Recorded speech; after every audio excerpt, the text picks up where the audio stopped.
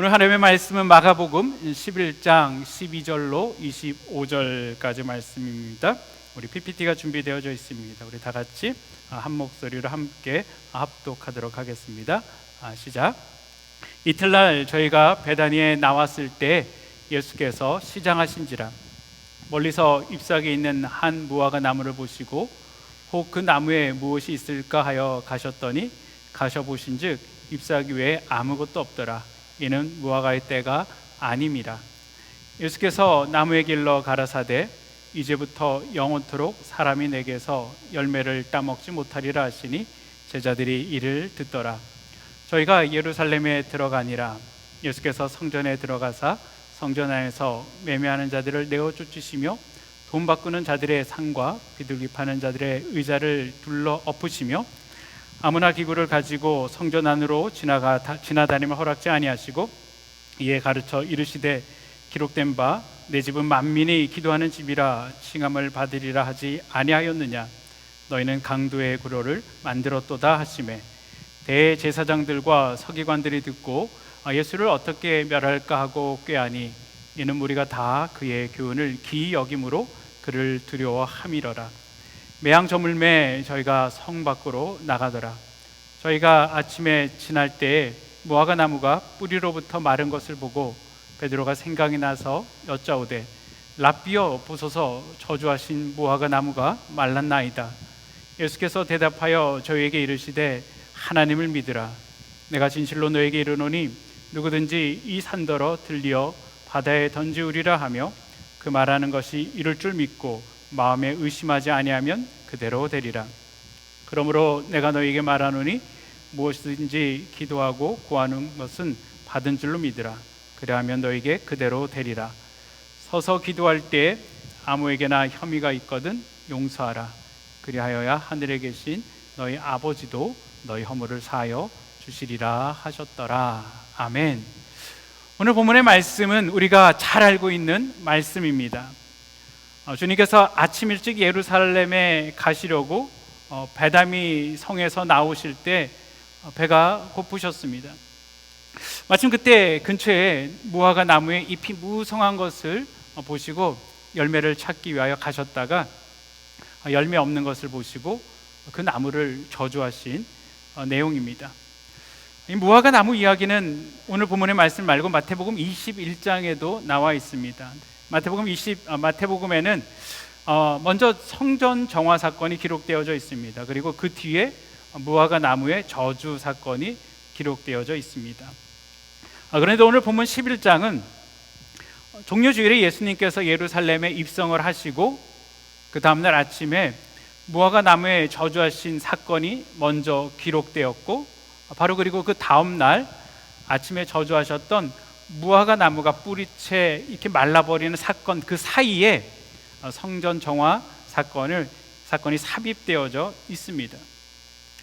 성경의 학자들은 마태복음에서는 하나의 개별 사건을 중심으로 기록하였기 때문에 예수님께서 성전 정화하시는 사건이 더 중요하기 때문에 이것을 먼저 기록하였고 그 다음에 무화과 나무의 이야기를 분리하여 기록하였다라고 이야기합니다. 그러나 마가복음은 사건이 발생한 시간의 흐름에 따라서 기록을 하였기 때문에 먼저 예수님께서 나무를 향해 하신 말씀을 기록하고 또 시간적으로 그 다음에 발생한 성전 정화 사건을 기록한 후 다음날 다시 완전히 죽은 나무의 이야기를 기록하고 있습니다. 마태복음 11장에는 수많은 사람들의 환영을 받으며 예수님께서 어린 나귀를 타시고 예루살렘으로 들어가신 후 성전의 모든 것을 둘러보시고 밤이 되어 베다니로 가신 사건으로 시작을 합니다. 이 베다니는 집이라는 뜻을 지닌 단어 베이트와 무화과라는 뜻을 지닌 단어 테에나가 합쳐진 말로 무화과 동네라는 뜻을 지닌 그런 곳입니다. 마을의 이름이 무화과 동네라고 불려진 것으로 봤을 때 어쩌면 이곳에는 많은 무화과 나무가 있었던 것으로 생각이 됩니다. 이 베다니의 또 다른 특징은 이곳은 나병 환자들로 의심되어지는 사람들과 또 그 병에서 완치를 주장하는 사람들이 머물렀던 곳입니다. 그래서 베다니의 또 다른 이름은 가난한 자의 동네입니다. 아픈 자의 마을입니다. 마가복음 14장 3절에 보면은요, 예수께서 베다니 나병 환자 시몬의 집에서 식사를 하실 때 한 여자가 매우 값진 향유 곧 순전한 나드 한 옥합을 가지고 와서 그 옥합을 깨뜨려서 예수님의 머리에 부으신 사건이 기록되어져 있습니다. 어쩌면 많은 사람들이 이 나병 환자들로 인하여서 방문을 꺼렸던 이 가난한 동네에 예수님께서 제자들과 함께 명절 때마다 방문해 주셨다라는 것은 예수님께서 얼마나 가난하고 소외된 자들을 사랑하셨는지 여러분 간접적으로 보여주시는 것입니다.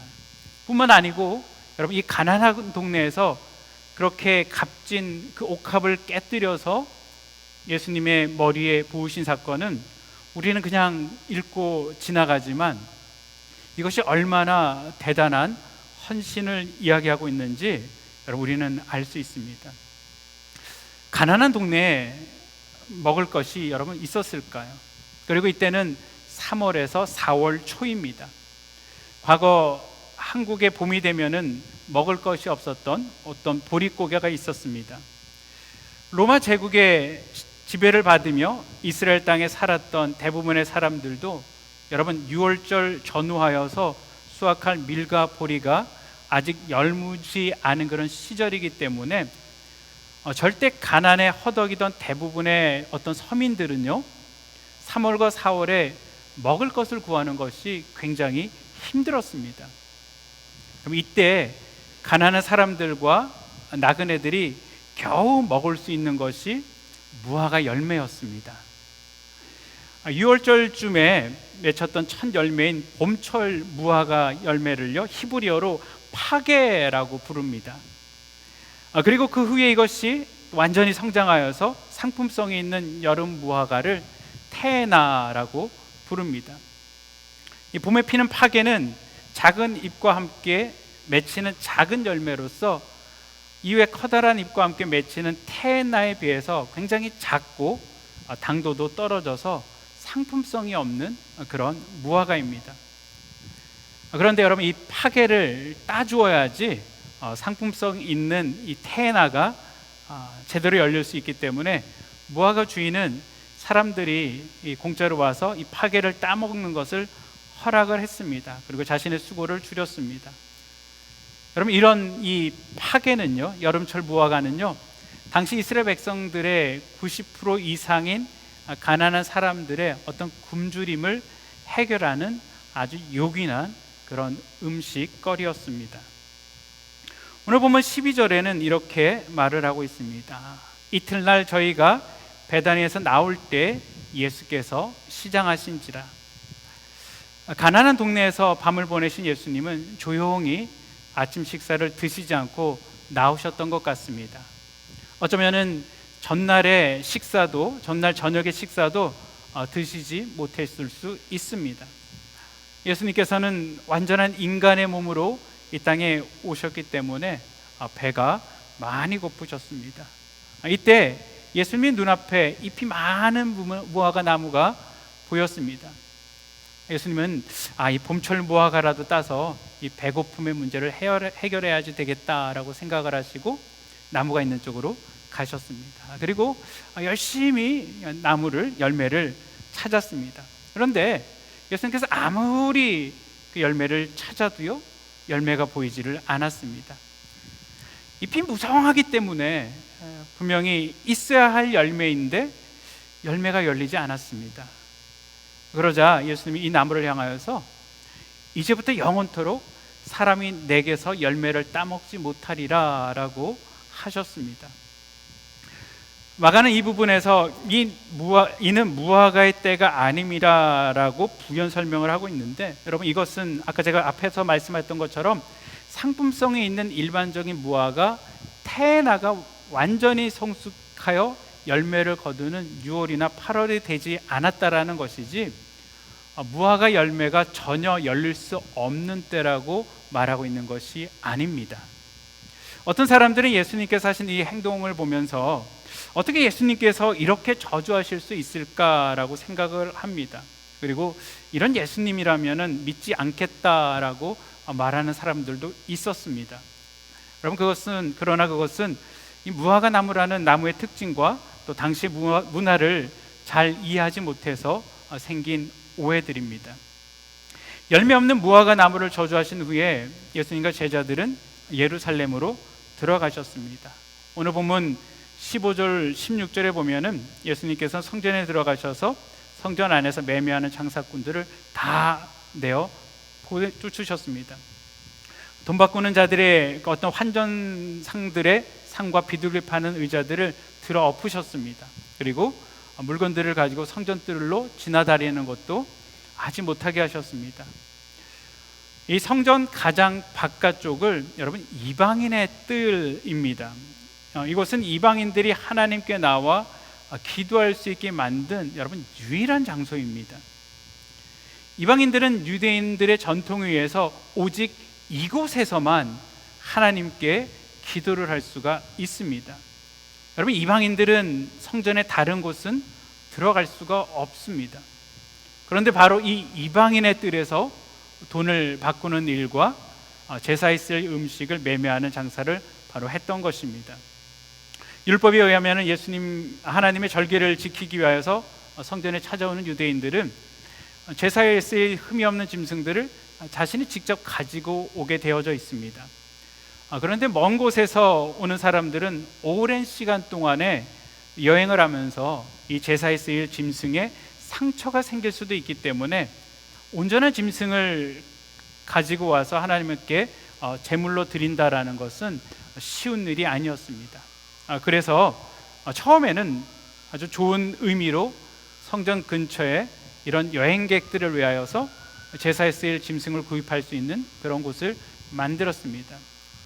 백성들의 편리를 도와주기 위해서 도입한 이 제도는 점점 시간이 지나면서 원래 목적과는 달리 먼 거리에서 있는 사람들 뿐만이 아니라 가까운 거리에 있는 사람들까지도 아무런 준비 없이 이방인 뜰에서 양을 구입하여 제물을 드리는 정말 게으름과 나태와 무성의로 예배가 변질되었습니다.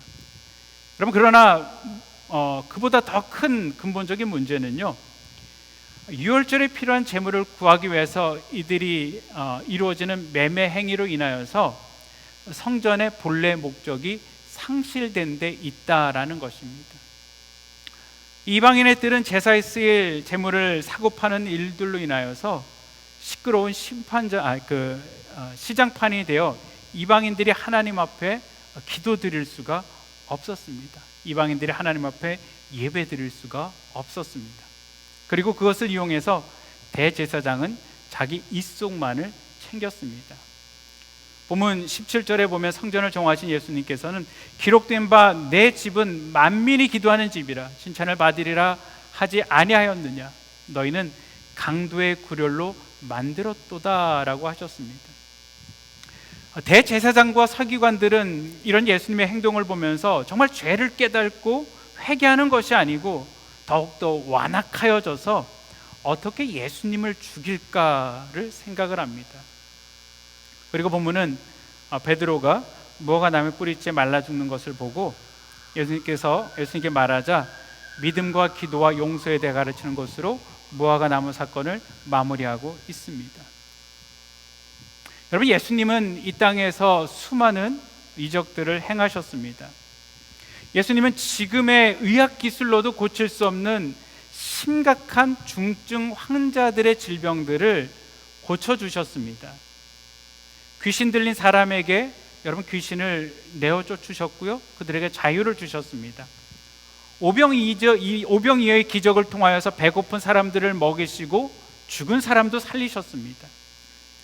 지금까지 예수님의 사역은 누가 보아도요 긍정적이고 또한 긍휼이 넘치고 생명을 살리는 그런 일들을 예수님께서 하셨습니다. 그런데 오늘 본문에서 보여주신 이 예수님의 사역은요, 지금까지 예수님께 하셨던 어떤 사역과는 완전히 다릅니다. 생명을 여러분 살리는 사역이 아니고 열매가 없는 무화과 나무를 저주하시며 말라 죽게 하는 사역을 하셨습니다. 예수님은 왜 마지막 순간에 여러분 이런 이적을 행하셨을까요? 무화과 나무와 포도나무는 이스라엘에 굉장히 흔한 나무입니다. 그리고 둘 다 과일 나무로서 백성들에게 아주 좋은 먹거리를 제공을 합니다. 그래서 성경에는 이 두 나무를 이스라엘의 흥망성쇠와 관련되어지는 상징으로 사용할 때가 굉장히 많습니다. 성경의 여러 곳에서 이스라엘 백성들이 번영을 누렸을 때 백성들이 무화과 나무 아래서 살았다라고 표현을 합니다. 열왕기상 4장 24절로 25절 말씀이에요. 솔로몬이 그강 건너편을 딥사에서부터 가사에까지 모두 그강 건너편의 왕들을 모두 다스림으로 그가 사방에 둘린 민족들과 평화를 누렸으니 솔로몬이 사는 날 동안에 유다와 이스라엘이 단에서부터 부엘세바까지 이른지라. 그리고요 각기 포도나무 아래와 무화과 나무 아래서 평안히 살았더라.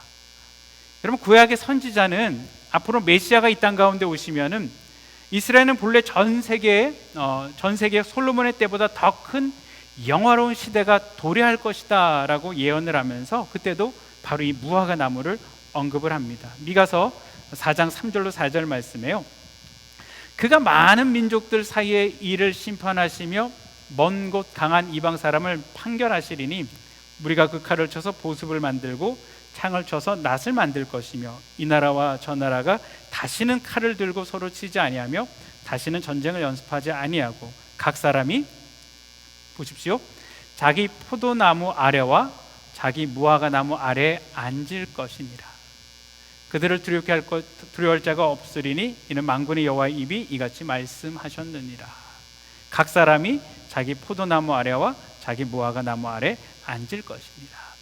여러분 그러나 그 반대로 여러분 또 이스라엘 백성들이 하나님의 말씀을 거역하고 또 우상을 섬기며 하나님께서 언약의 말씀대로 저주를 내리실 것인데 그러면 타국 군대가 쳐들어와서 이스라엘 백성들이 먹을 무화과 나무의 열매를 빼앗아 먹든지 아니면 전쟁이나 재해나 병충해로 인해서 무화과 나무 열매가 맺히지 못하게 될 것이다 라고 하나님께서 말씀을 하십니다. 예레미야 5장 17절 말씀에요. 그들이 내 자녀들이 먹을 추수 곡물과 양식을 먹으며 내 양떼와 내 솥더리를 먹으며 내 포도나무와 무화과 열매를 먹으며 내가 믿는 견고한 성들을 칼로 파멸하리라. 아모스 4장 9절에도요. 내가 곡식을 마르게 하는 재앙과 깐풍기 재앙으로 너희를 쳤으며 팥중이로 너희의 많은 곡식과 포도원과 무화과 나무와 감람나무를 다 먹게 하였으나 너희가 내게로 돌아오지 아니하였느니라. 여호와의 말씀이니라.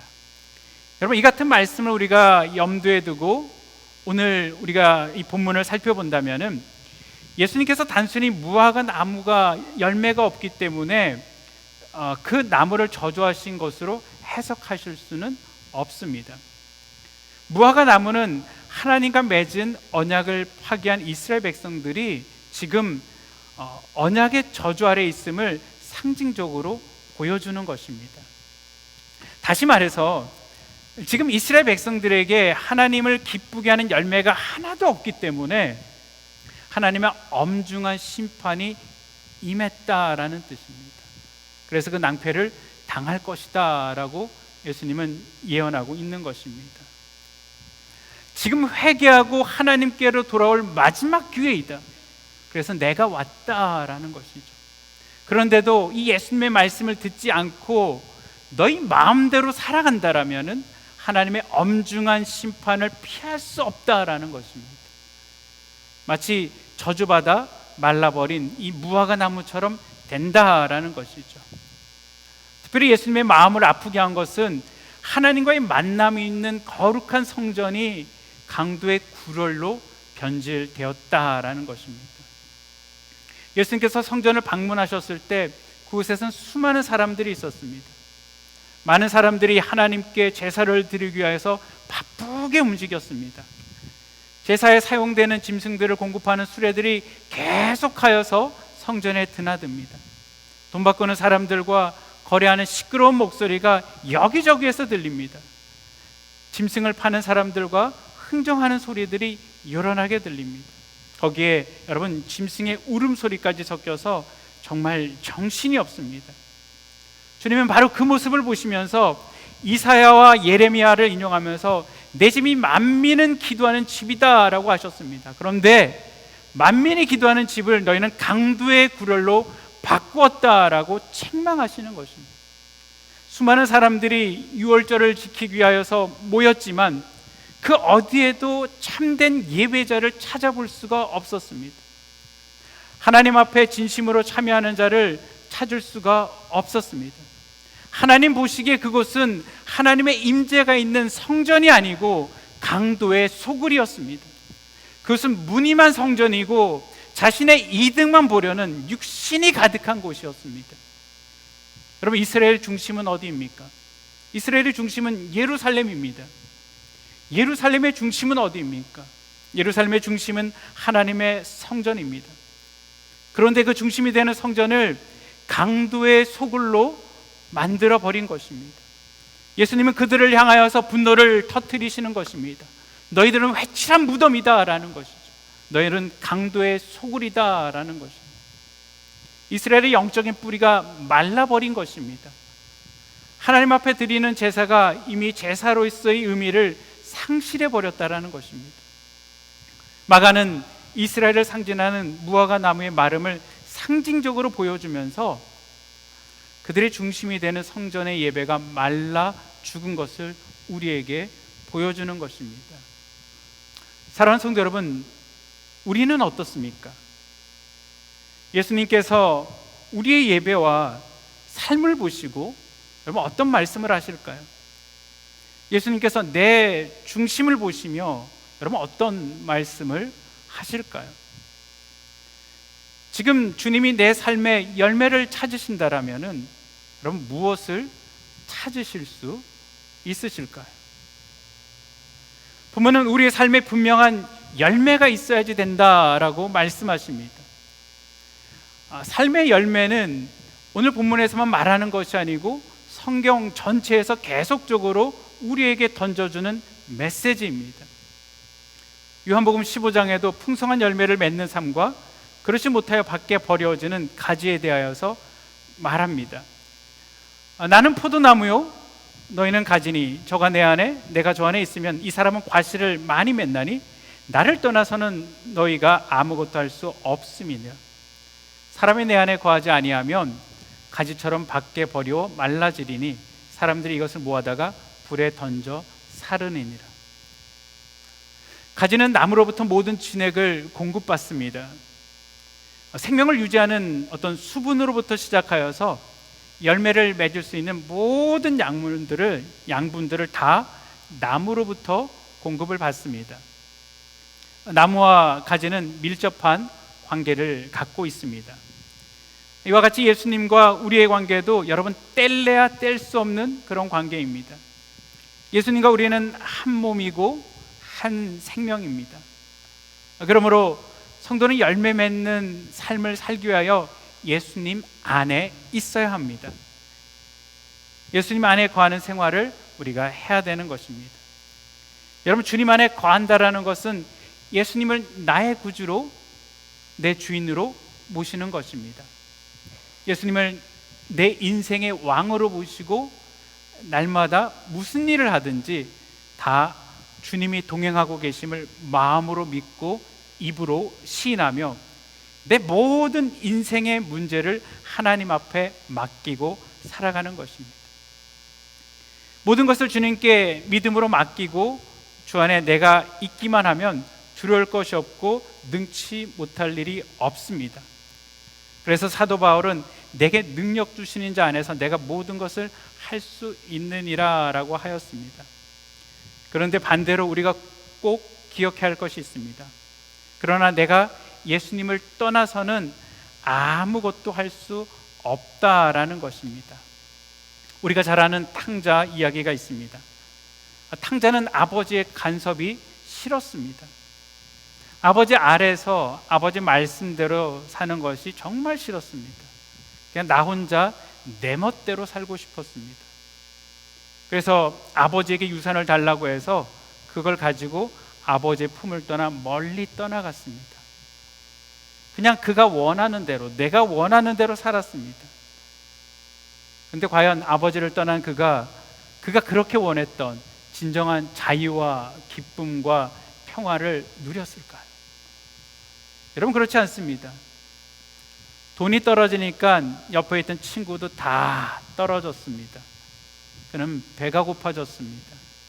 어쩔 수 없이 들판에 나가 돼지 키우는 자가 되어 돼지가 먹는 쥐염 열매로 배고픈 배를 채웠습니다. 그러나 이 배고픔은 채워지지가 않았습니다. 여러분, 그의 삶은 점점 메말라 갔습니다. 여러분, 하나님으로부터 스스로 멀어지고 버림받은 인생이 되면은 이보다 더 불행한 삶이 없습니다. 무화과 나무가 하루아침에 그 뿌리부터 말라버린 것처럼 하나님을 떠난 인생도 순간 메말라집니다. 부잣집 둘째 아들이 먹을 것이 없어서 돼지 우리에서 쥐염 열매로 배를 채우는 비참한 인생으로 떨어졌습니다. 여러분, 인생의 배고픔을 해결하기 위해서 어떻게 해야 될까요? 아버지의 간섭과 아버지의 손아래로 돌아가야 됩니다. 하나님의 말씀 아래로 여러분 돌아가야 됩니다. 예수님께서 무화과 나무와 성전 종화를 통해서 우리에게 분명히 말씀해 주시는 것은 하나님께서 목적하신 원래의 모습으로 돌아가 열매 맺는 삶을 사는 것입니다. 하늘로부터 내려온 은혜의 담비와 땅에 기름진 양분을 공급받은 나무는 그 시절을 쫓아 과실을 맺는 삶을 살아야만 됩니다. 성도는 주님께서 나를 위해 무엇인가를 해주시기만을 여러분 바라는 것이 아니고요, 주님을 위해서 무엇을 해드릴 줄 알아야 합니다. 주님께 귀한 것, 영생의 소망을 받은 우리들은 하나님께 충성하며 감사하는 삶을 살아야만 됩니다. 신앙이란 하나님을 신뢰하고 앙망하는 것이지만 또한 받은 그 은혜를 감사하며 자신과 자신의 것을 하나님 앞에 드리는 행위입니다. 바로 로마서 3장 13장 11절에요. 또한 너희가 이 시기를 알거니와 자다가 깰 때가 벌써 되었으니 이는 이제 우리의 구원에 처음 믿을 때보다 가까웠음이니라 라고 했습니다.